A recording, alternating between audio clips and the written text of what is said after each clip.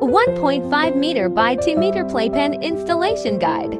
It also works for 1.5 meter by 1.8 meter Playpen. Please read this page carefully.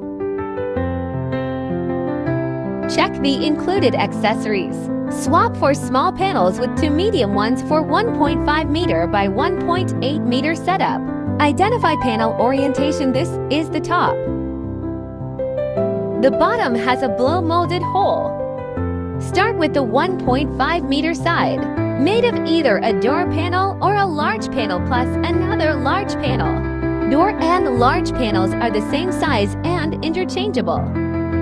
Place the door as needed. Connect the 2 panels and install the buckles as shown. Next, build a 2 meter side using a door or large panel plus 1 medium panel and 2 small panels.